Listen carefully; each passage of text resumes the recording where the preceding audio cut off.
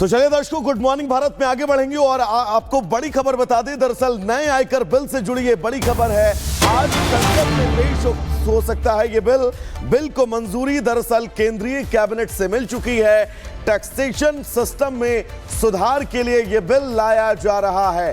Tax system में कैसे सुधार किया जाए, कैसे उसकी पूरी मशीनरी को और मजबूत किया जाए, इससे जुड़ा ये बिल आज सदन में पेश किया जाएगा। केंद्रीय मंत्रिमंडल की तरफ से हरी झंडी टैक्सेशन सिस्टम में सुधार के लिए आ रहे इस बिल को मंजूरी मिल चुकी है और आज सदन में यह बिल पेश किया जाएगा।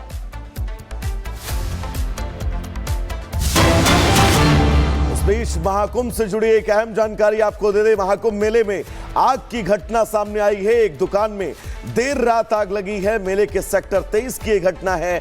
खबर मिलते ही दमकल विभाग मौके पर पहुंचा है। यह तस्वीर हम आपको दिखा दें। फिलहाल खबर यह है कि इस आग में किसी के हताहत होने की जानकारी नहीं है और खबर यह भी है कि इस आग पर काबू पा लिया गया है। एक दुकान महाकुंभ की जिसमें यह भीषण आग लगी है।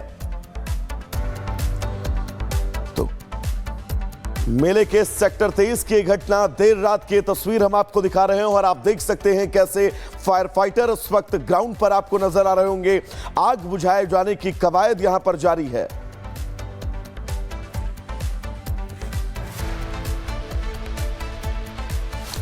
तो महाकुंभ मेले में आग की घटना और यह तस्वीर देर रात की हम आपको दिखा रहे हैं, जहां पर अब लगातार ये कोशिश की जा रही है कि जल्द से जल्द इस आग पर काबू पाया जाए। दर्शकों, छत्तीसगढ़ के बीजापुर में हुए नक्सली ऑपरेशन में 65 से ज्यादा नक्सलियों के मारे जाने की खबर है। नक्सली हमले में 2 जवान शहीद हुए हैं, जबकि नक्सल ऑपरेशन के बाद हथियार भी बड़ी मात्रा में बरामद किए गए हैं। रिपोर्ट आपको दिखाते हैं।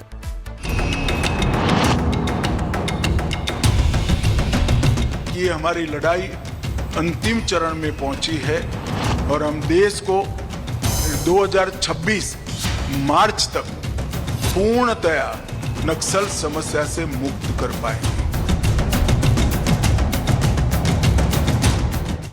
छत्तीसगढ़ में लाल आतंक अपने खात्मे की ओर है। सुरक्षा बल के जवान नक्सलियों को चुन चुनकर छत्तीसगढ़ से सफाया करने में जुटे हैं। आज फिर लाल आतंक के खिलाफ महाराष्ट्र छत्तीसगढ़ बॉर्डर पर बड़ा अभियान चलाया गया। बीजापुर के नेशनल पार्क इलाके में पिछले कुछ सालों का सबसे बड़ा नक्सल ऑपरेशन हुआ। डीआरजी और एसटीएफ के 650 से ज्यादा जवानों ने नक्सलियों को घेर कर मारा।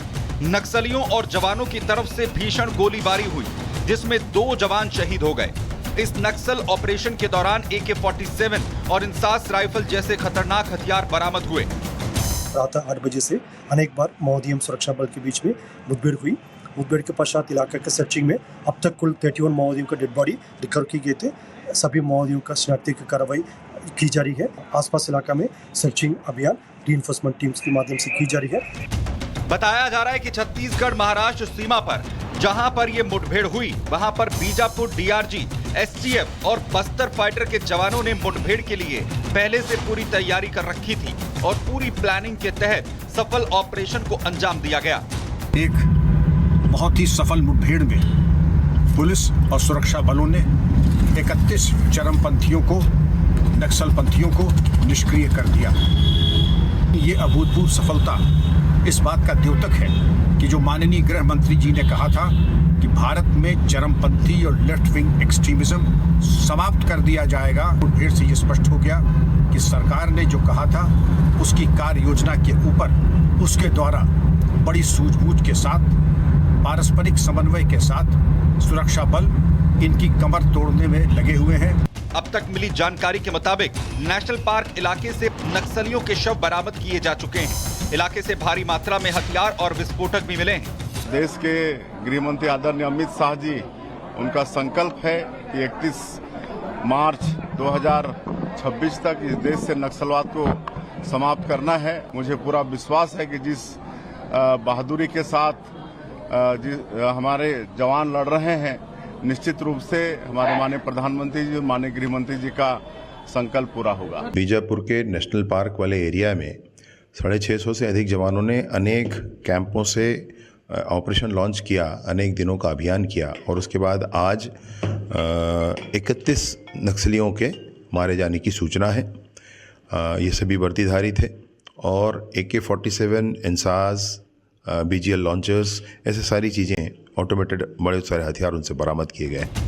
आपको बता दें कि पिछले साल दिसंबर महीने में जब अमित शाह छत्तीसगढ़ पहुंचे थे तो अमित शाह ने नक्सलियों को संदेश दिया था कि वो हर हाल में सरेंडर कर दें।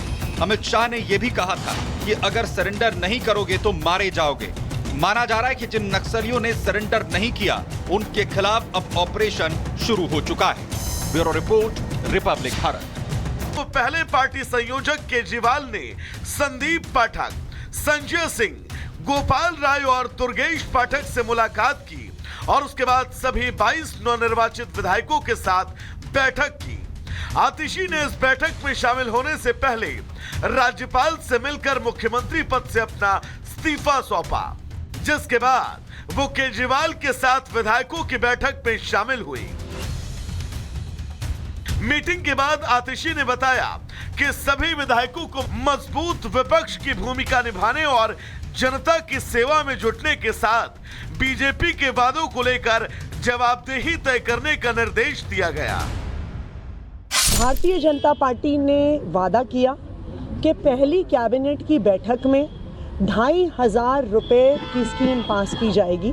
तो आम आदमी पार्टी इस पर भारतीय जनता पार्टी की जवाबदेही को सुनिश्चित करेगी और हम भारतीय जनता पार्टी को ये कहना चाहेंगे, सभी सुविधाएं जारी रहेंगी, सरकारी स्कूल अच्छे रहेंगे, मोहल्ला क्लिनिक में फ्री इलाज चलता रहेगा।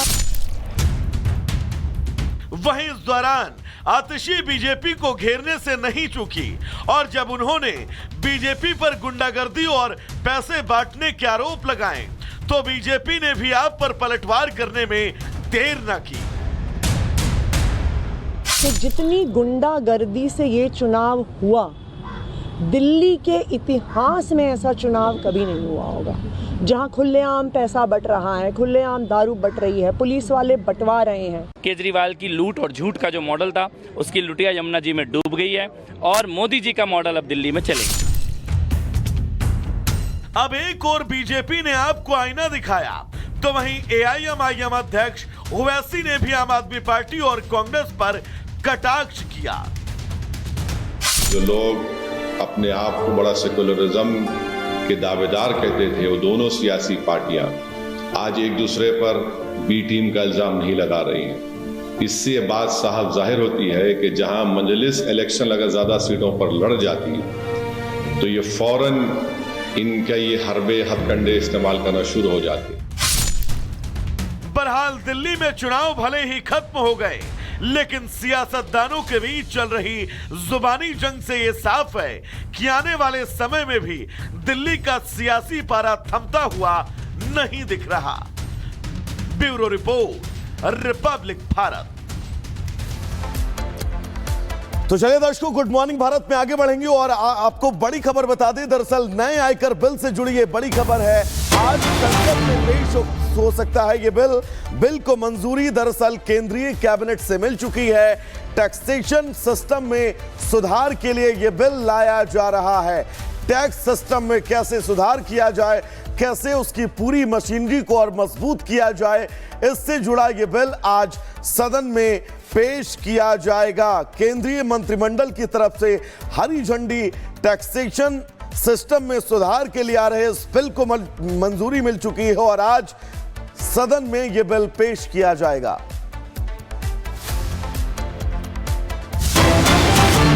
इस बीच महाकुंभ से जुड़ी एक अहम जानकारी आपको दे दें। महाकुंभ मेले में आग की घटना सामने आई है। एक दुकान में देर रात आग लगी है। मेले के सेक्टर 23 की घटना है।